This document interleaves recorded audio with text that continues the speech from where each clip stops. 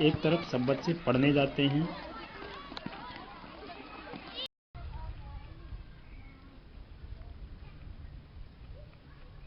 अरे बकरी जलेगी हैं।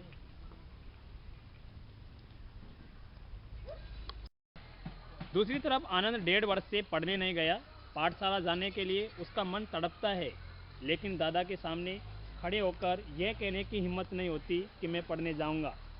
डर लगता कि हड्डी पसली एक कर देगा, इसलिए वह इस ताक में रहता कि कोई दादा को समझा दे। उसे यह विश्वास था कि जन्म भर खेत में काम करते रहने पर भी हाथ कुछ नहीं लगेगा। जो बाबा के समय था वह दादा के समय नहीं रहा। यह खेती हमें गड्ढे में धकेल रही है। पढ़ जाऊंगा तो नौकरी लग जाएगी, 4 पैसे हाथ में रहेंगे, विठोबा आणा की तरह धंधा कारोबार किया जा सकेगा। दादा के डर के कारण आनंद उससे कहने की हिम्मत नहीं जुटा पाता, इसलिए वह अपने मन की पीड़ा माँ को सुनाता है। माँ माँ माँ, क्या हुआ? माँ मुझे फिर से बता मैं क्या करूँ। पढ़ने लिखने की बात करो तो बरहेला सुअर की तरह गुजरता है, जानता है ना तू। माँ लेकिन अभी खेती के सभी काम बीत गए हैं, मेरे लिए कुछ करने को बचा ही नहीं है। तो क्या करे? इसलिए कहता हूँ कि राव सरदार के वहाँ चलें और तू उनको मेरे पढ़ने के बारे में बोल। उससे क्या होगा? तू उसे सब कुछ समझा देना, वो दादाजी को अच्छी तरह से समझा देंगे। ठीक है चलेंगे। मैं चलूँगा तेरे साथ। ठीक है। वह आनंद को लेकर देसाई जी के पास जाती है।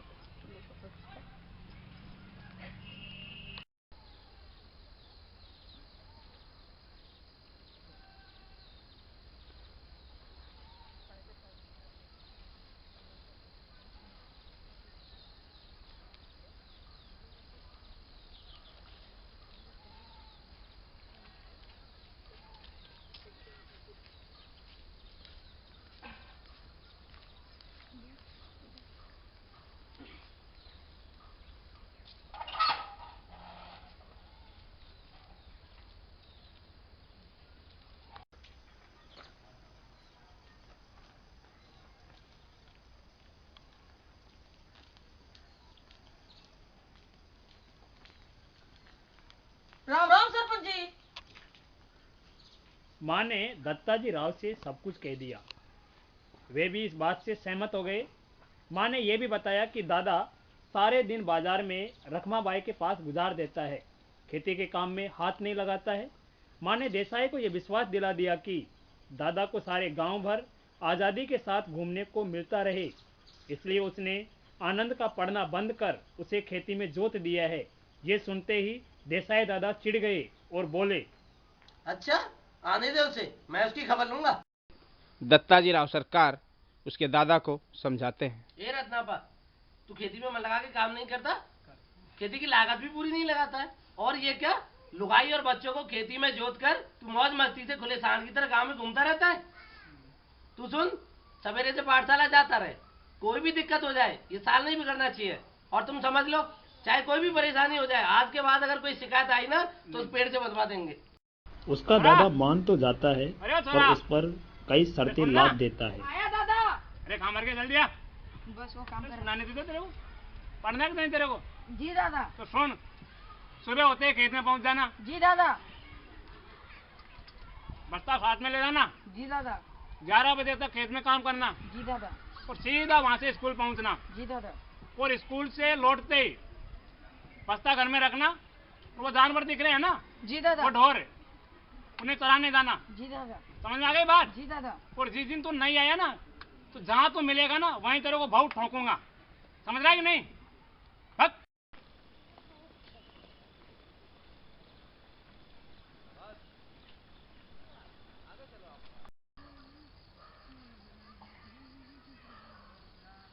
आनंद 1.5 वर्ष बाद फिर से स्कूल जाने लगा। वह बस्ता लेकर सुबह सुबह खेत पर जाता है।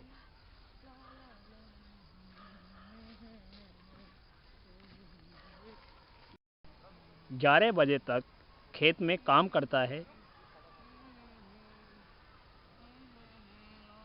खेत में ही ड्रेस चेंज करता है।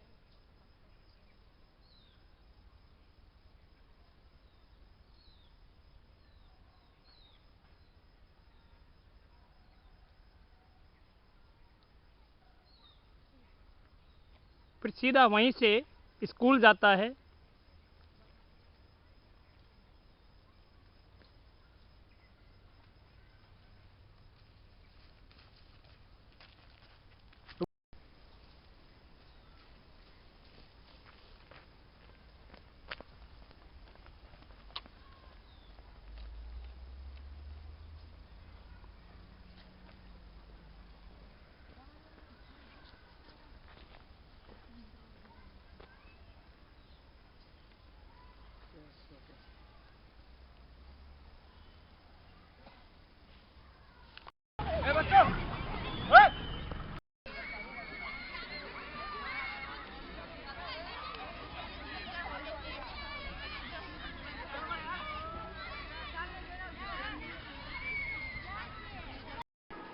मास्टर सोंदल कहकर पढ़ाने आते हैं।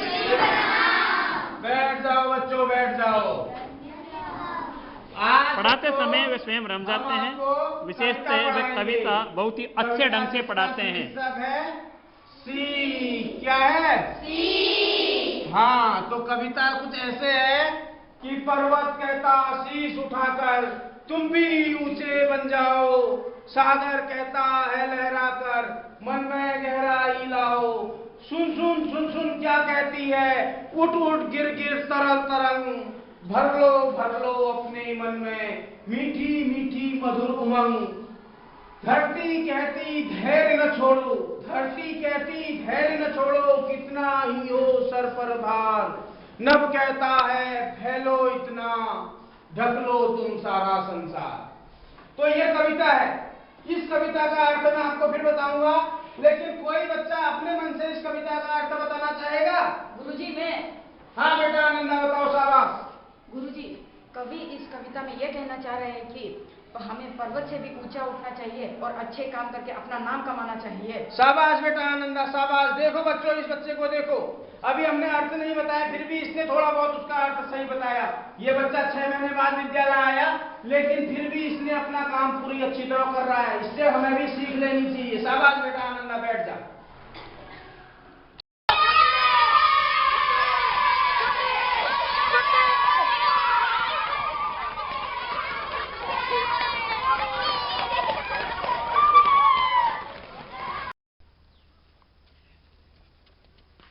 स्कूल से लौटकर सीधा घर आता है।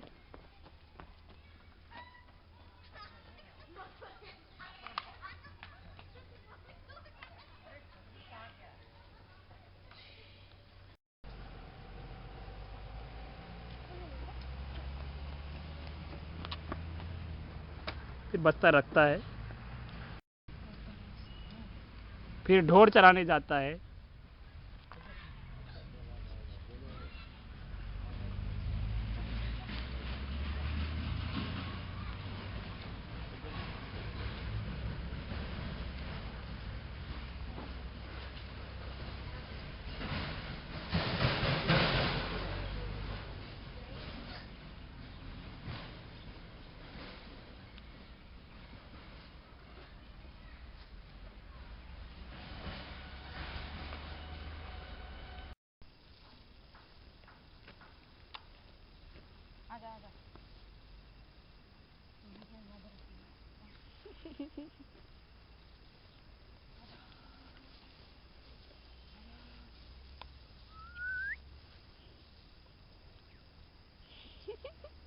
आनंद गाय चराता हुआ भी कविता गुनगुनाता रहता है।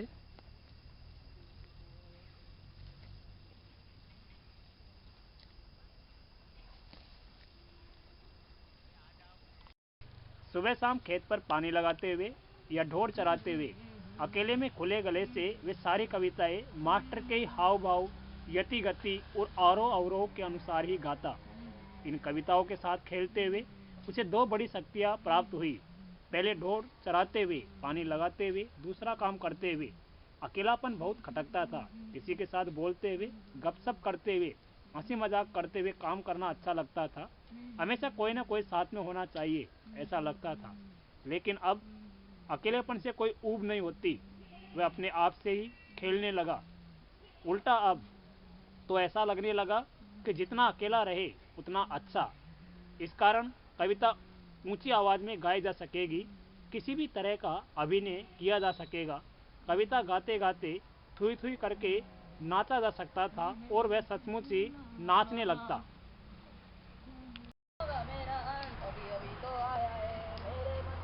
आनंद जहाँ भी कोई काम करता, चाहे गाय को पानी पिलाने जाता, कविता साथ साथ में गुनगुनाता रहता है। आनंद जब कोई नई कविता लिख लेता है तो सवेरा होने तक का इंतजार नहीं कर पाता, इसलिए वह रात कोई मास्टर के घर कविता दिखाने जा रहा है।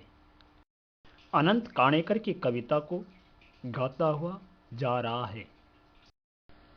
चांद रात पसरी ते पांढरी गाया धरणीवरी, चांद रात पसरी ते पांढरी गाया धरणीवरी, चांद रात पसरी ते। आया। हाँ। प्रणाम गुरुजी। अरे बेटा आनंद, आओ बेटा। और कैसे आना हुआ? गुरुजी, हाँ बेटा। मैंने एक कविता लिखी है, क्या आप अच्छा? उसे देखेंगे? हाँ बेटा ठीक है, बैठ जा बेटा, बैठ जा। धन्यवाद गुरुजी।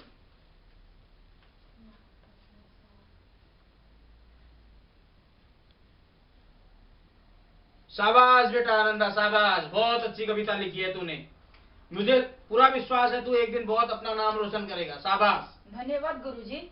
हाँ चल ठीक है? मास्टर सोंदलगेकर जी रिजल्ट दिलाने के लिए आते हैं। प्रणाम बच्चों, प्रणाम, बैठ जाओ। आज हम आपको परीक्षा परिणाम बताएंगे कक्षा 5 का। और इस बार का जो कक्षा परिणाम है वो इस प्रकार है। कक्षा 5वीं में इस बार जो प्रथम स्थान प्राप्त किया है वो बसंत पाटिल ने किया। इधर आ जा बेटा। शाबाश बेटा, शाबाश। और एक बात और, इस बार इतने ही अंक एक बालक ने और प्राप्त किए हैं और उसने भी प्रथम स्थान प्राप्त किया है। उसका नाम है आनंदा। आजा बेटा आनंदा, आजा। शाबाश। देखो ये बालक ने बहुत देर में स्कूल में आया है और लेकिन फिर भी इसने प्रथम स्थान प्राप्त किया।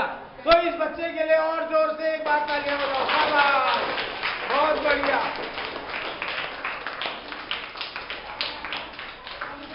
आनंद इसी प्रकार आगे बढ़ता रहा और एक दिन लेखक के रूप में प्रख्यात हुआ। जूझने वाला, संघर्ष करने वाला हर शख्स इसी तरह आगे बढ़ता रहता है।